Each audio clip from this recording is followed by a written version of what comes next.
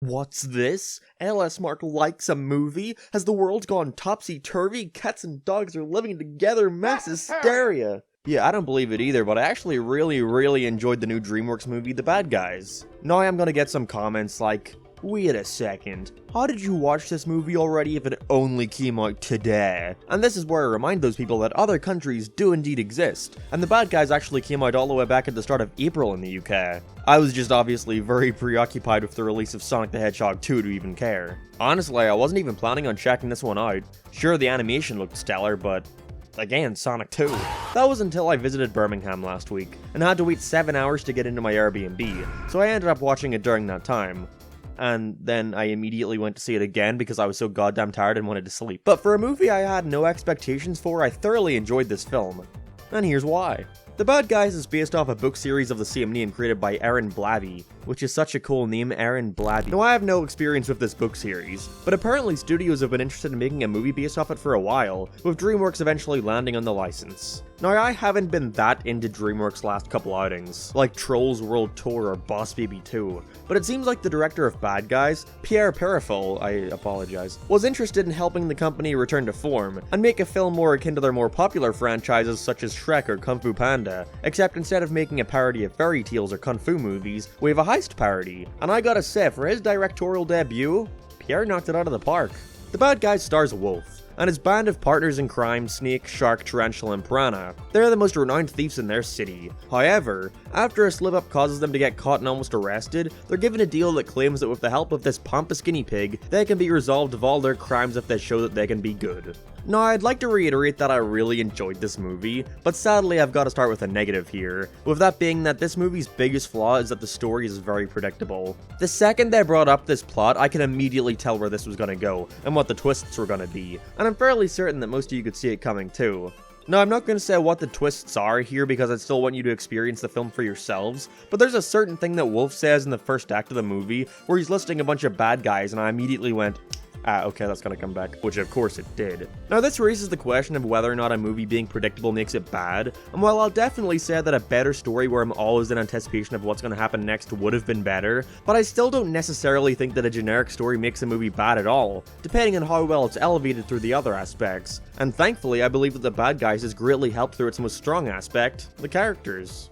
I will say there are a couple members of the team that I felt didn't leave as strong of an impression as they could have, such as Shark, Tarantula, and Piranha. They didn't really do a whole lot story-wise, but still enough to remind me that they do indeed exist. Unfortunately for Piranha, this is through farting at 3 different points, and that being his only plot relevance. But the film really shines when it focuses on the 2 main characters, who are Wolf and Snake. The film opens with this wonderful long uncut shot that goes on for a couple minutes, which features Wolf and Snake talking over breakfast before crossing the street and robbing a bank, and it immediately had me hooked. It really reminded me of the opening from Pulp Fiction. I feel like when the movie focuses on their relationship with each other, it's amazing. The struggle between Wolf realizing that he might want to start being good, but knows that doing that risks him abandoning his friends. Sure, it's been done countless times before, but it's done too well for me to really care. I don't mind at all if a show or movie is doing a frequently tread upon story if they do a good job with it, and The Bad Guys does a very good job with it. A large hand in that is thanks to the strong voice acting. Aquafina withstanding, I seriously don't know why they let this lady star in so many films. She cannot act for the life of her. But the big star here is most definitely Sam Rockwell as Wolf. In the trailers it kinda sounded like he had been phoning it in, but thankfully he sounded much better in the actual movie. In the more emotional scenes, he really sells the inner turmoil. You'll see him face throughout the rest of the film. Helps that a couple days before watching this movie I had watched another Sam Rockwell film for the first time, Moon, which was also great. I'd highly recommend checking that out, even if it doesn't feature wacky cartoon animals. I know that might be a turnoff for some of you. But if I were to have one small critique with the way the characters are, and it really is a minor one at that, but it's that around halfway through when Wolf is starting to consider being good, out of nowhere the guinea pig is all like, but it seems like your friends are holding you back and I think you need to abandon them.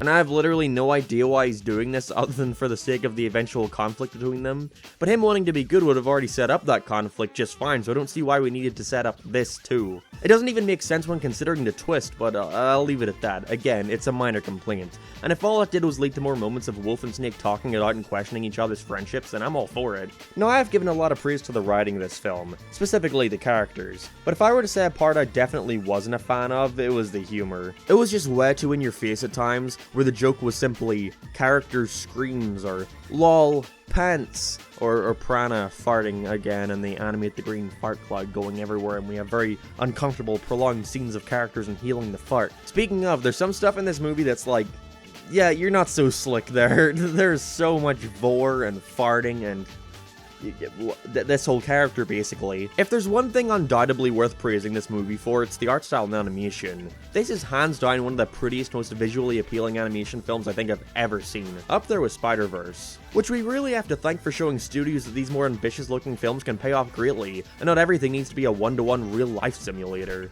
Sure, it's impressive that I can see all the little specks of dust floating through the air, but look at this, look at this little stress line. That means so much more to me. The action scenes in this movie are fantastic. Again, with the opening one being an obvious highlight. The movements are also snappy, which is complemented greatly by the strong posing, and the integration of small bits of 2D animation does nothing but enhance the experience, especially the streaks they add all over the screen to make things seem more action-packed. But even then, in a lot of the slower scenes, you can really tell how much effort went into the character acting. The way the characters move is also distinct from one another. You can completely understand their personality and how they are by simply watching them move and emote.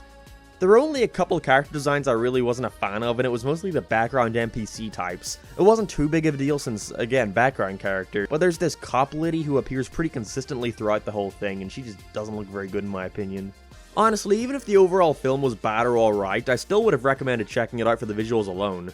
I'm really hoping that more and more films start to take more risks when it comes to the presentation, because it definitely elevated my experience with the bad guys. Sadly, however, I'm not too sure if that's going to pay off too well for Dreamworks in this case. It's not doing that bad, but definitely far from good in the territories it's currently released in. I can only hope that it does better financially in America, but with all its competition and the severe lack of attention I see being given to this thing, I wouldn't count on it. The advertising has been awful. Which is definitely a bad thing, as it's always nice to see these more creative endeavors pay off. But in this case, I sadly think it's just in the wrong place at the wrong time. Most eyes this month have been on the release of Sonic the Hedgehog 2 in regards to family movies, so it seems like Bad Guys has mostly been swept under the rug. But who knows? Maybe it'll pick up some steam and get more attention when it comes to streaming. We definitely know Netflix could be doing some more animated content right now. I mean, look, that's what happened with Encanto, and it became the biggest thing ever for a while. Still haven't seen it though. Gotta get on that. But yeah, I definitely recommend The Bad Guys. I ended up being pleasantly surprised with this movie, mainly due to the very likable characters and phenomenal animation, with its minor detriments being the lame humor and predictable story, but I hope to see it get some support now that it's released in the US finally. I'd give it a solid 7.5 out of 10. This video actually wrapped up quite nicely, but I always feel the need to end my videos on a joke because the outro music is so jarringly bombastic, so I got nothing.